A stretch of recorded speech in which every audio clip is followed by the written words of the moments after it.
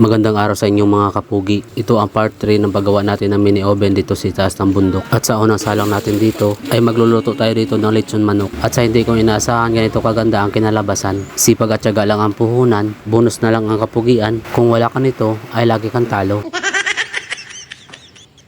Bago tayo magluluto dito, ay papalitan muna natin ang takip nitong ating mini oven dahil hindi ito matibay na ginawa natin nakaraan. Gawa ito sa putik mga kapugi at manipis lang ito kaya mabilis lang ito masira. Inalis ko na din dito pansamantala ang mga ginatungan natin na kahoy nakaraan at sinukat ko din dito kung kasya itong dala nating yero. Kaya kumuha na din ako dito ng alambre para gagamitin natin panukat dito sa pintuan. At habang gumagawa ako dito ay may dumaan dito sa ating kubo na naghahakot ng bunga ng niyog, pinsan, kapatid at mga pamangkin ito ng aking asawa mga kapugi. Dahil panahon na naman dito ng pag-harvest ng niyog dito sa taas ng bundok at habang napapahinga sila dito ng saglit ay nanonood sila dito sa aking ginagawa. Ang hinulma kong alambre ay ginuhit ko na dito sa yero. Pagkatapos ay sinunda ko naman kagad ito ng gupit dito sa gilid at nung natapos ko na itong ginupitan ay kagad ko naman itong sinukat kung sakto lang na matakpan itong butas para lalo pang tumibay itong ating ginagawang takip. Ay kumuha ako dito ng kahoy na ilalagay natin sa yero. Nagpoto lang ako dito ng dalawa para ito ay mapapakuan na. Sa sobrang excited ko dito magluto sa ating ginawang mini oven ay muntik pa akong sumigaw dito ng darna.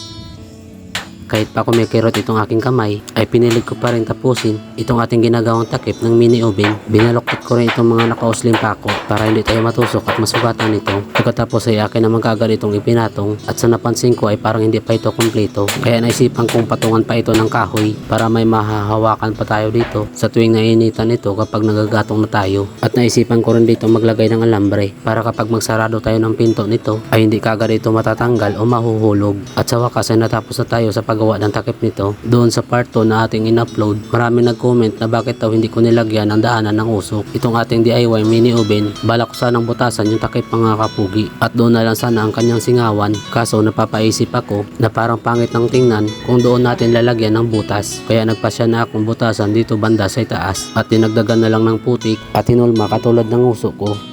At nung natapos na ako sa paggawa natin ng DIY mini oven ay nag-aasikaso na ako dito sa ating lulutuin habang yung mga naghahakot dito ng niyog ay umiinom sila dito ng buko. Nalinisan ko na din itong manok doon sa bahay. Hinugasan ko lang ulit dito para sigurado tayo malinis yung ating lulutuin. Kumuha na rin ako dito ng tanglad. Dito lang yan sa harapan ng ating kubo at pinatong ko na lang muna dito dahil magbabalat pa tayo dito ng bawang. Isang buong bawang lang itong aking ginamit at naghiwa lang ako dito ng ilang peraso. Ang natira kasi ay ilalagay natin ng buo doon sa loob ng manok. Ang kalahati nitong nakuha nating tanglad ay akin namang hinugasan para pitpitin at putulin itong puno dahil hihiwain natin ito ng maliliit mga kapugi. Gagawa pala tayo dito na ipang-marinate natin sa manok at yung mga simpleng ingredients lang yung ating ipanghahalo. Inilagay ko lang muna ito lahat sa isang lagayan para mahalo natin kaagad ito ng lubusan. Siyempre hindi mawawala itong toyo. Sinamahan ko na rin ng buong paminta at asukal para sa pampatamis ng timpla. Naglagay na rin ako dito ng seasoning mga kapugi. Hindi lang nakuha ng kamera. Pagkatapos ko dito magtimpla ng pang-marinate ay naganda muna ako dito ng lagayan para sa ating manok. Sinapinan ko lang muna ito ng foil bago ilagay ito dahil dito tayo magmamarinate ng manok mga kapugi. At nagsimula na akong ibuhos ito sa katawan ng manok. Nilapatan ko lahat ng kasulok-sulukan para atin itong malalasahan. Binaliktad ko lang din ito ng dahan-dahan at dito ko na ito sinimulang takpan. Imamarinate lang natin ito ng ilang minuto mga kapugi. Habang nagsisimula na rin tayo dito magatong sa ating ginawang DIY mini oven, nagputol na rin pala ako dito ng tuyong kahoy dahil kukulangin yung ating inilagay na panggatong. Kung panggatong lang ang iyong kailangan dito sa itaas ng bundok ay hindi ka mahirapan sa paghahanap. Dinamihan ko na rin dito sa paglagay ng kahoy at tinantay na lang na magkaroon ito ng baga. Hinugasan ko na din yung nakuha nating natirang tanglad. Pinilipit ko lang ito at tinali ng maayos para ilalagay natin doon sa loob ng katawan ng manok. Siguro mga 30 minutes din itong pagkababad ko dito mga kapugi. Kaya sinuksukan ko na ito ng tanglad at bawang.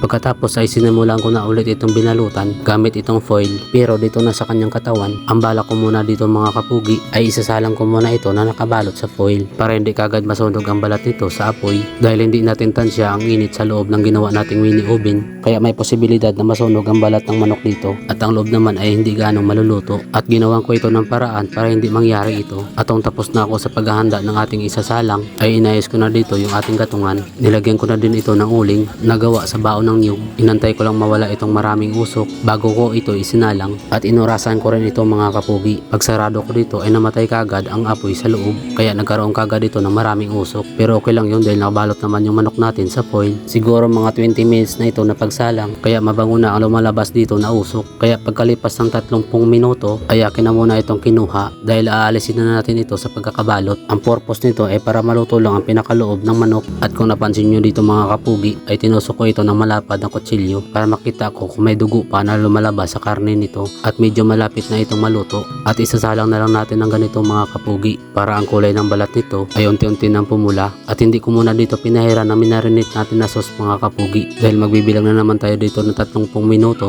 para buksan ulit ito. At habang nag-aantay ay gumawa ako dito ng brush na gawa sa dahon ng tanglad. Gagamitin natin ito na ipangpahid sa niluluto natin litsong manok. Pagkalipas ulit ng 30 minuto ay akin ulit itong inilabas. Ibinuhos ko na dito sa lagayan itong sabaw na ginawa natin kanina. At ito yung gagamitin nating ipangpahid sa katawan ng manok. At ito din ang magsisilbing pampakulay sa balat nito. At ibinalik na naman natin ulit ito sa loob. At kada 30 minuto ay bubuksan na lang natin itong takip. Hindi na natin ito tatanggalin sa loob dahil dito na tayo lagi magpahid ng kanyang sauce mga kapugi. Basta ang ginagawa ko dito, every 30 minutes ang pagpahid ko dito ng sauce. At habang nag-aantay na maluto itong ating manok ay bigla naman ditong umulan at sinabayan ng malakas na hangin. At ito na din yung huli kong bukas mga kapugi. Bali 3 oras ang nalikom natin dito sa pagluto nitong roasted na manok. Pinahiran ko lang ito ng huling lapat mga kapugi.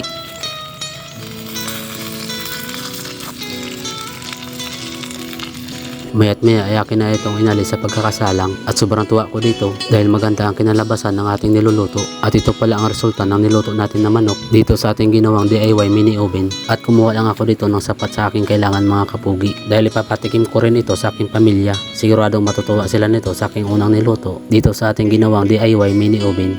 So paano po mga kapugi, kain po tayo. Yan, ang lambot. Tanggal oh.